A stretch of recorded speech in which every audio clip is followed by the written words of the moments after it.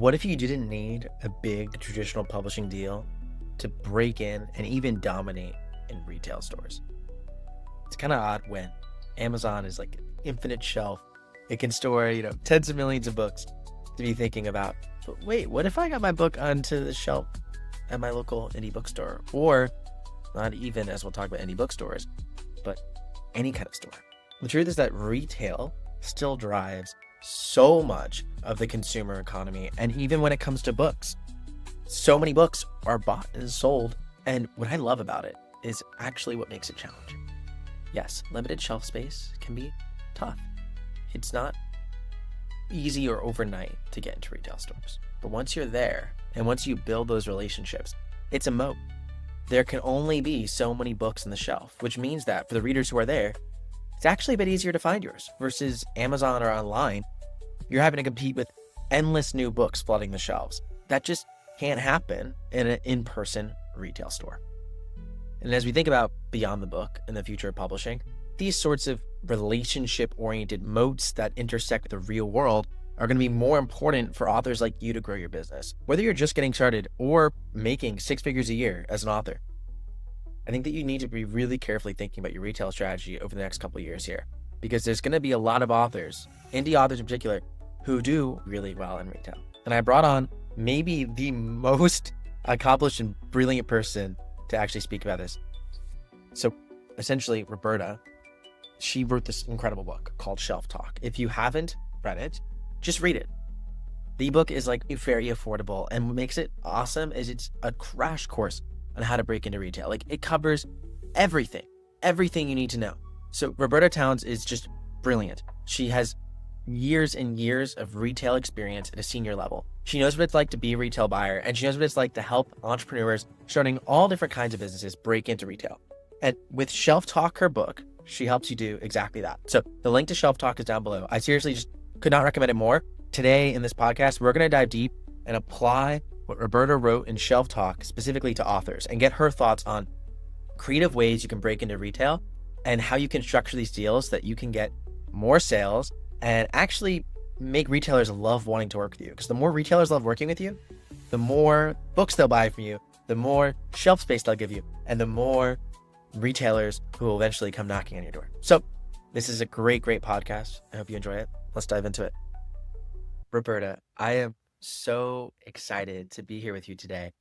I read Shelf Talk and was like, oh my God, this is just such an incredible book that felt like it gave me a crash course on how to get any product into retail. For folks who maybe haven't read the book yet, and also for folks who might be confused about what retail is, could you first just share why retail matters in this age of e-commerce and your experience, your background in it? Because I know you have just incredible experience doing this. Yeah, I mean, definitely we're at an age where e-commerce is super important for consumers. That's where they shop, that's where they explore and learn. But retail is still important because it's a place in which consumers already trust, that they know that when they're going into these retail stores, that the product on shelf is something that is actually going to work, that actually is a stable brand. Online, there's a lot of fly-by-night brands. There's products that say they're going to do something and they actually don't. So it's a place in which consumers can trust, and it also validates your brand. So it allows that, hey, if the retailers and the buyers trust that this product is actually going to work and provide value to my life, then, I'm going to trust that I can have that as part of my routine. Also, it's just, opportunity for when it comes to a brand that's selling online. From an e-commerce standpoint, you're gaining your profits based on every unit sold. So as a consumer goes online and shops, then you get paid for that actual unit. Well, in retail, for the benefits of a brand is the fact that you're going to get an influx of cash based on that full order that the retailer purchases, right? Independently, you're selling online, you sell 10 consumers in a week, you're going to profit off of that. In retail, they may place an order for 5,000 units, and you're going to get paid up for that prior to it selling on shelf. So that's also an added benefit when it comes to a brand actually being on retail shelf. Oh, wow. Yeah, that cash flow is huge. And I think the trust component you mentioned is so important. And when it comes to the retailer perspective, like if I'm going to make a purchase order of like 5,000 of a product, what do retailers care about? And how do you know if a product's actually good for retail? Yeah. So what they care about is that it's a product that fits the consumer's need, right? The consumers that are already shopping their stores or consumers that they are looking to acquire. Those that major in understanding if your product fits retailers and how somebody that has a brand can determine if your product is right is actually going to the stores and looking in the section that your product would be sitting, your competition. What does that look like? Do they have products that are like yours? And then how is your product going to be unique and different? Because it can't be a samey, right? You have to make sure that you have a point of differentiation that is going to drive new consumers into store to purchase. Oh, yeah, that makes so much sense. I have a friend right now who does scare mail, and it's like these scary letters that you are sent over the course of a year in the mail, which is it's weird, but there's an activation box that he's been selling in retail and trying and actually been starting to get some traction for it because people are like, oh, I can see the box in the store and then I get my first letter and then I can activate the QR code for future letters. So at least it's unique. Definitely unique. I really like the idea too of going to the stores, actually like being a customer there. I'm sure you've gotten plenty of people who've reached out to you almost like blindly and said like, oh, this is great. But it's like, have you ever been inside? That's important. Yeah, you want to see like, does your product fit in? What is the price point? Does your price align with competition? And if not, like, do you have a compelling story as to why your retail may be higher? You want to check to see, does your product fit on the shelf? So there's just so many great things you can do by just going to those stores and seeing how your product would actually fit in. And the consumers that are shopping, do they connect with your consumer base? Because it could be that your product is something for a person that's 50 and over, and this retailer is more focused on millennials. So it just all Right. depends. 100%. Yeah. Traditionally, like in traditional publishing at least, this whole retail world has been something authors have been abstracted from. It's like, you show up to a signing and here's where you go for the signing. But the actual idea of like, I'm now going to get my book into like Barnes and Noble, for example, or local indie bookstores is not something authors have had to do. But now that's something indie authors are taking on. And I'm curious, as someone who is an independent creator, very small business, working with retailers, what are some of the challenges and opportunities that come with that? Yeah. I would say one is connecting. So Mm. finding opportunity to connect with retailers is always a challenge, right? So that's where there's opportunity for you to lean into places like trade shows. Those are important places that buyers are already there and their mindset is about what's new, innovative, and different that they can put in their stores. So, that's a great place. LinkedIn is another one. So, you can go on LinkedIn and you can go and search for buyers that actually work for those specific retailers that are part of your kind of hit list of retailers that you want to be in. You can reach out to them. I get messages all the time. You can reach out through Messenger and pitch to them and talk about why your product makes sense to be in their retail stores. So start to have that early engagement and conversation. That's so interesting because I feel a lot of times when you reach out to someone cold like that, the sort of instinct is like they don't want to hear from me. And I'm sure you've gotten some good and bad pitches, but in general, like what would be your advice to someone actually making that reach out? Like, is the message short and like to the point, or do you build a relationship first, not even talk about the product as much? Like, what has typically worked when you're actually Yeah. working with sellers? I'd probably say not super long, but focused on your story and the Mm. why it's unique and different to the set. Reaching out to say, can I send you samples? Attach some sort of picture or visual of what your product is too.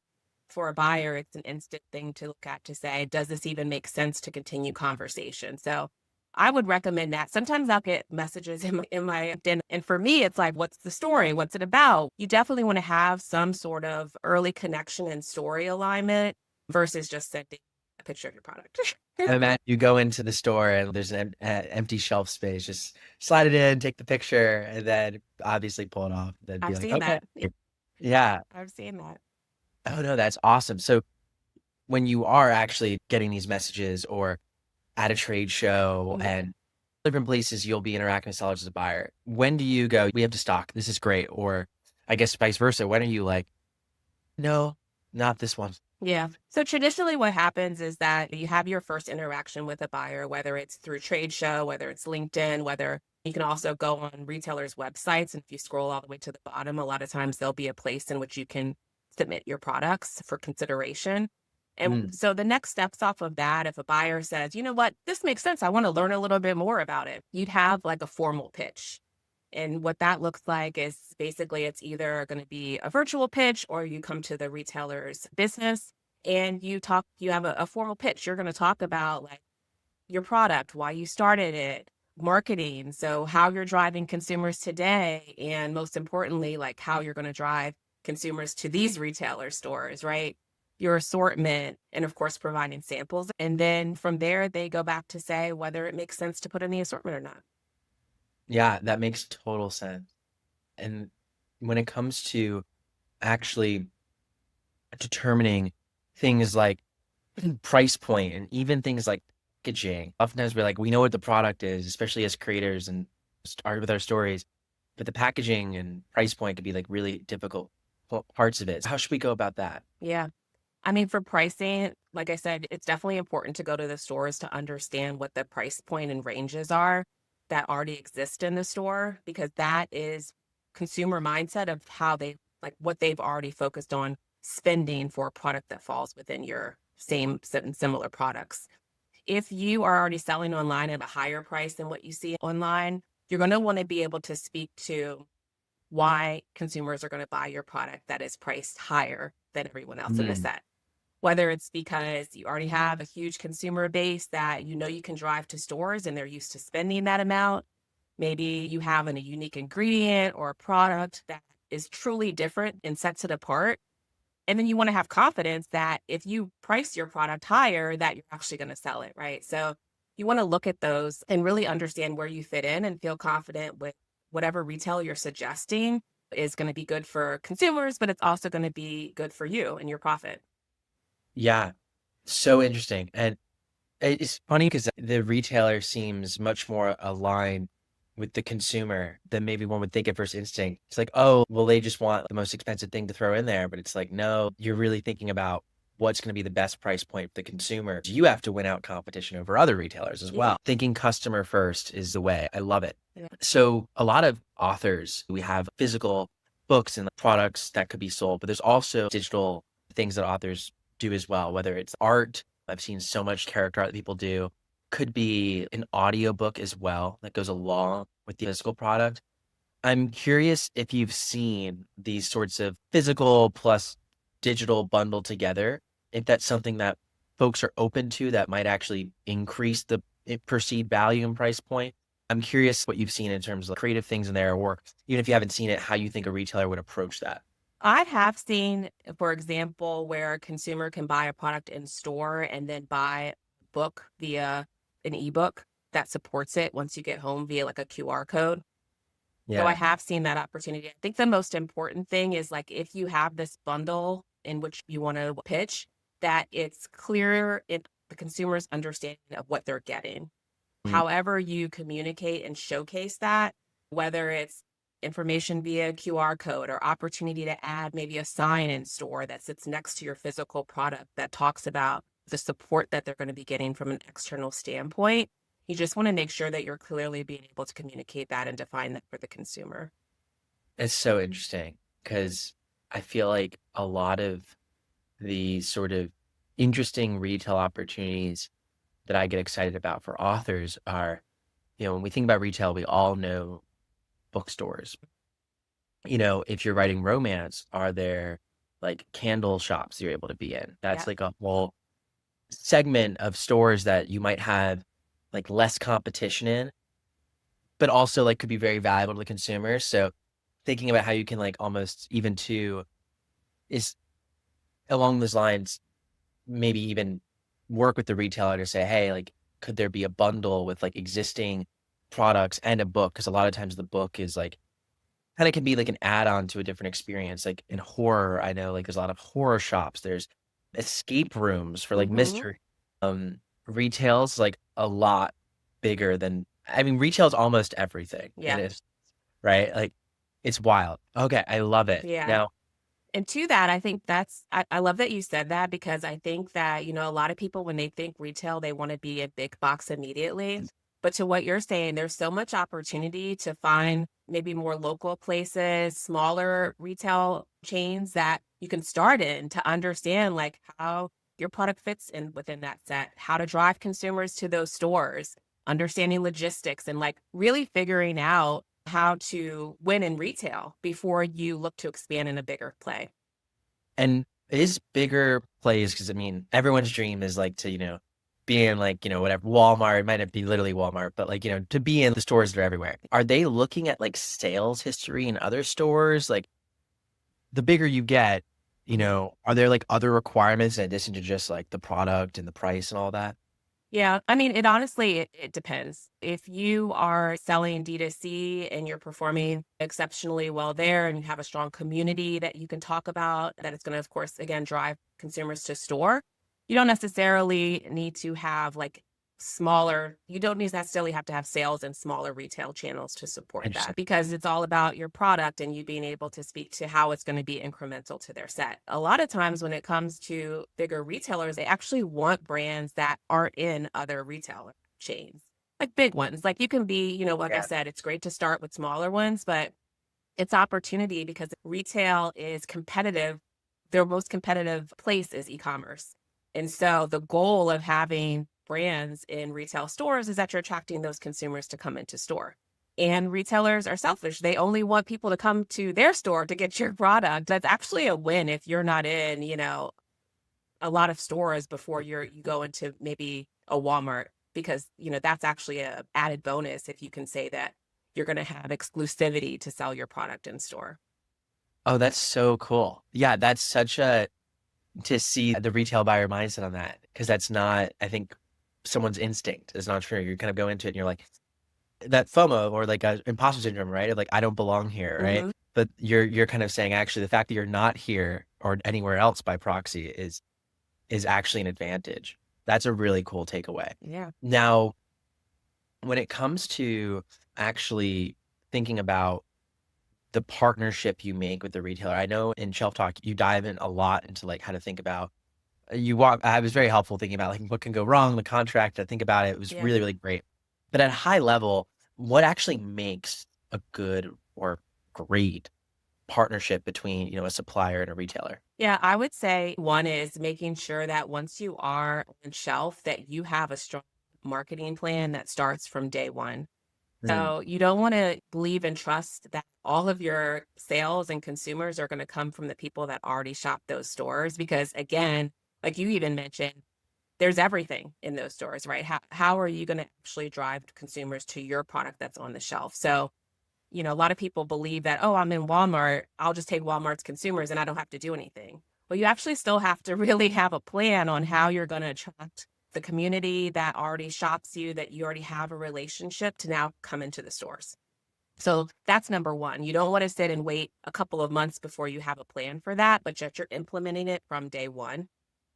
And then I would say just making sure that you have communication. So you want to be able to talk to your buyer, give them a heads up if there's any challenges, like you're going to be delivering late, or you have a new flavor that's coming, or a new product launch that's happening, a new book that's coming out.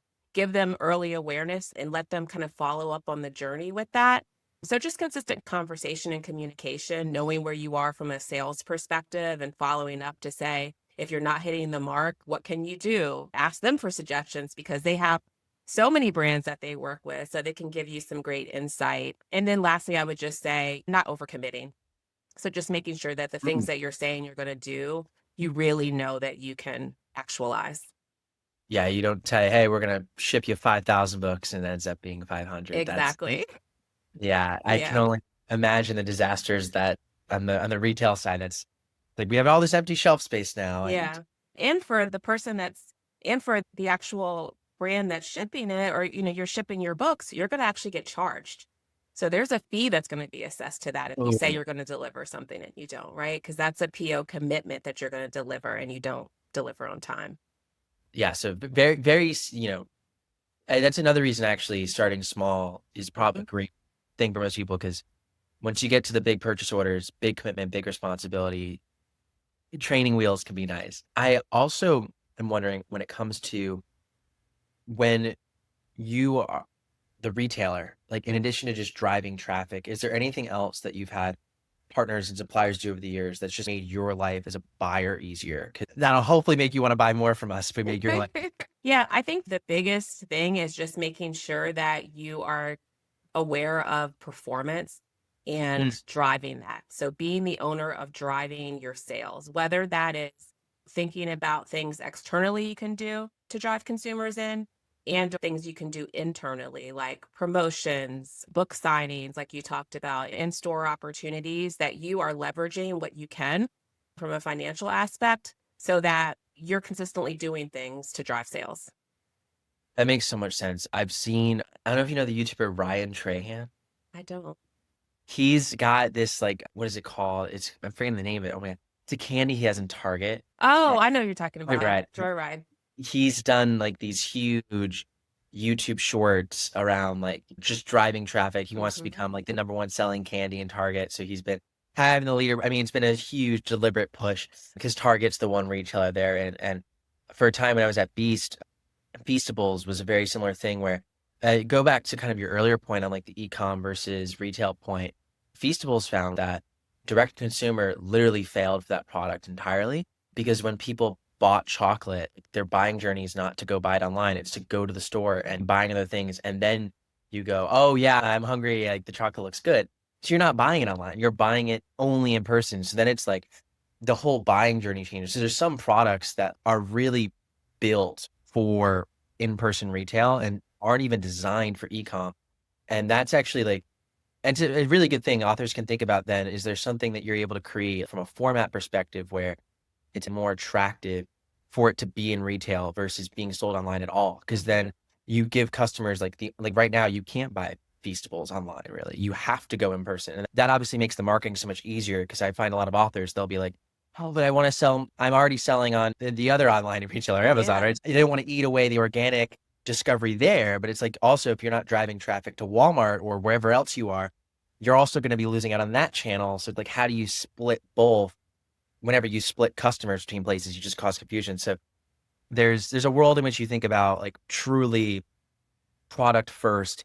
How do you create a whole new marketing channel for yourself around retail? I don't think there's like an easy answer, but it's interesting to see what some of these top creators are doing already. And I think there's a lot that can even be adapted by smaller folks. Like, oh, well, if you're in town and I mean, like a simple thing for books is like retail is the only place to get signed books. That's Mhm. super simple, but also like valuable. Like, Yeah. okay, I'll go to the store to get a signed book versus buying online. Or if you think about how, like, a lot of, like Taylor Swift, where she has, specifically at Target, an extra thing that you can buy in addition to the album, it makes you go there to purchase it. So thinking about what are those added items that you can put in that retail store that makes it a different experience for consumers, but also makes them drive to go get that versus buying it on a website or an Amazon platform. She literally, as the day of recording, has all of her music and everything. That's hers now. She Yeah, bought it all back she officially. did. So wild. Great for her. Hopefully, no artist has to go through. She's hopefully setting a sort of new precedent there. But Yeah. But I uh, do love how they create like these moments that are different in regards to your experience. And I feel like that's easily translatable when it comes to books and how you create that added value that's going to drive consumers to that specific retailer as well. It gives that opportunity, like I kind of talked about earlier, with an exclusivity message when you're pitching. mm, So you have the book, you yeah, have this added value target. I'm only going to give that to you. And you can give something similar to someone else even and plan it out accordingly, but have a different kind of experience per retail channel. it's genius. And I'm thinking for authors, like one of the sort of things that makes a lot of sense is special editions. Like on Kickstarter, people are selling these special editions after they do the Kickstarter. A lot of authors I know are like, okay, I'll do the next special edition. But it's like, once you take that product, you can now show it's had sales, have the print run. And now you have this print run that you can now take extra books from the print run and say, okay, this special cover with the hard foil, like beautiful book is like only going to be in retail and only in these big retailers. And you could do different special editions Mhm. retailer. That would be very attractive, I think, for like everyone. When you get to see the product in person that's special, it makes you more likely to buy it versus online. Like an image only does justice so much to when it's like you feel the cover and it's like embossed and has like the gold on it. Yeah. What's cool about that too is that like for some people, they're going to want to collect all of them. And then that becomes a sort of like other thing you can do, which is you reward people, like take a picture with all of Yep. them and, Yeah. whatever you want to do, send them an extra postcard. Or I'm already reimagining how authors could approach retail. If we do this right, it could be really fun. Think about what are those places outside of traditional retailers that your book can be sold and adds value. You can have less competition in space and you can test out all of these cool things to find out what really works for your brand and your consumer base. Yeah, like you could do a candle making book night in collaboration with Mhm. a candle shop. Yeah. And you could do even art. There's art. I mean, there's so, yeah. When you think about it like that, it's like, oh, everything you, like next time you go on a drive, I guess my challenge would be like, what's one store you could find in every drive you go to? Because I bet, you go to the store, you go to work, whatever, you're going to pass something that's like, oh, wait, I wouldn't have thought that was a place in my book, but if I change my mindset, it actually could be. And actually, this is kind of weird, but let's say I actually am driving in my car listening to this podcast and I turn and I look and I see a store and maybe not in this moment, but you might have some free time and be like, oh, they're open. I'll run in. You talk about trade shows. Mm. Is like just walking in person, especially if it's a small shop, is that like wild or no, that's allowed? No, That could, that's completely allowed. And that's a great, what I love about that too is that, trade shows, you're definitely going to be able to connect with, those bigger retailers and people that have chains, in a bigger way. But the opportunity when it comes to local and driving by and seeing that store is you can go in and have like that immediate one-on-one connection and conversation.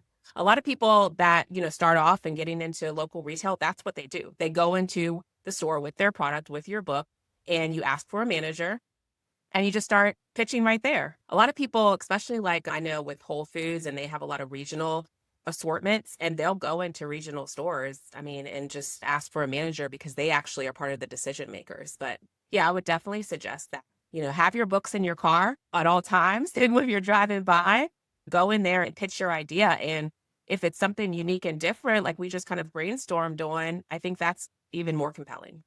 yeah. And the why too, like that's so important. Like your why, your story. Is there actually any like insights you have on like, sometimes we have a strong why. Sometimes we have a strong why, but can't see it or don't know it.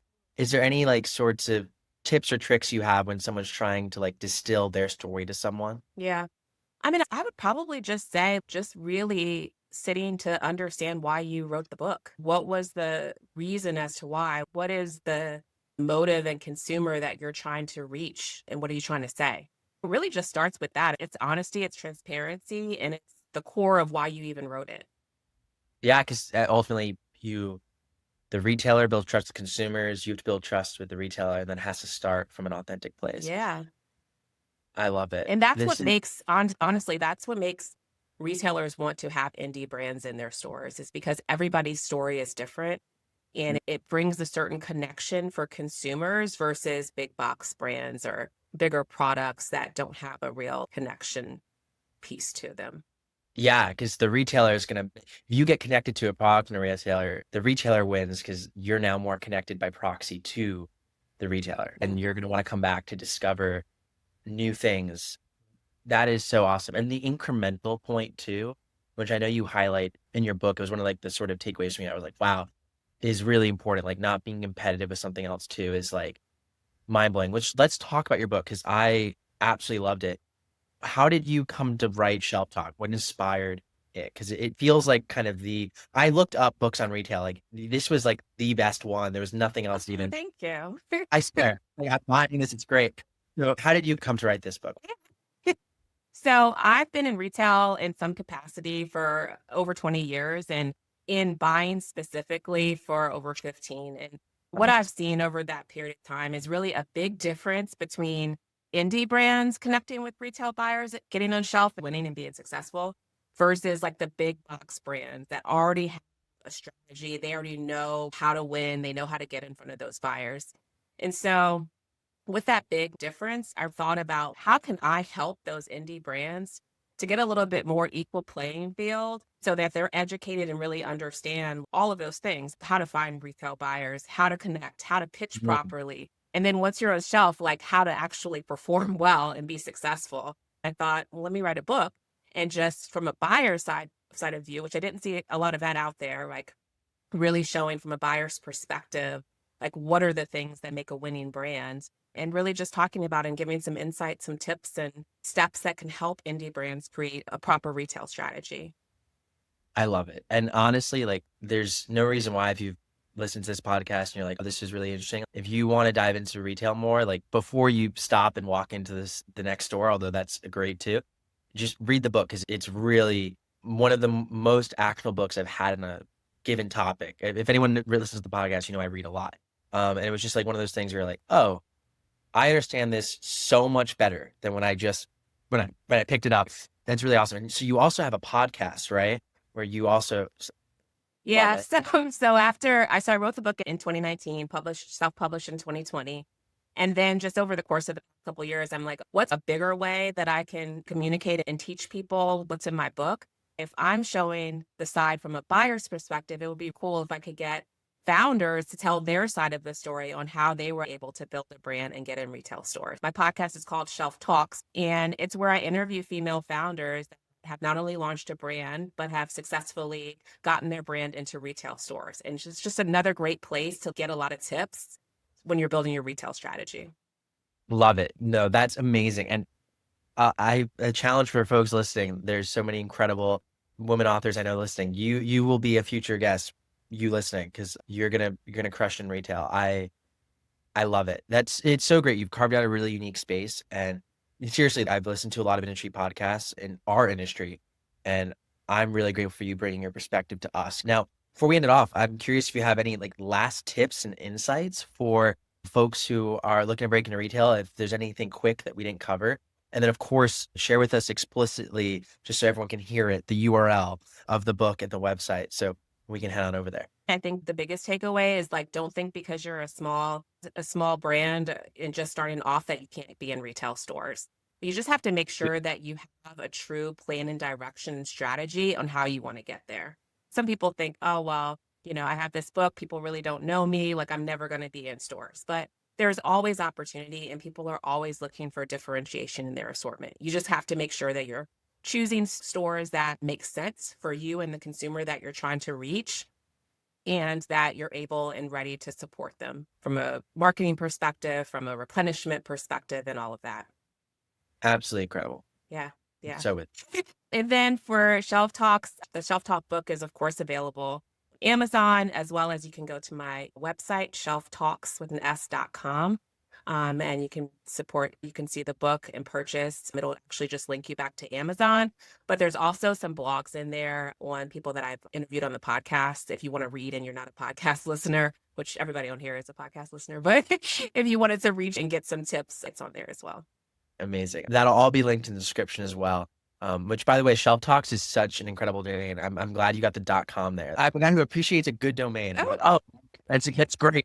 Especially because, like, obviously, Shelf Talker, right? Being the sort of, I'm sure you're playing on that. It's perfect. Great branding, everyone. Good product titles can go a long way.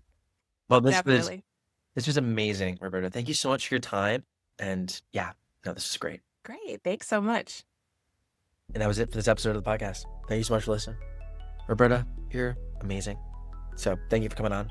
Seriously, yeah, didn't check out Shelf Talk. I mean this like so genuinely. It is a great book. You need to check it out. And if you want to check out more books from me, I actually created a list. It's called Michael's List. And it's a list of 30 books that I think you should read as a storyteller. 30 great books. You can find that list and also the top tools I recommend to indie authors. You can find all of that linked in the description below. I hope y'all have an amazing rest of your day. Seriously, just so grateful to be able to do this. I love this podcast and I'm excited for more great episodes to come.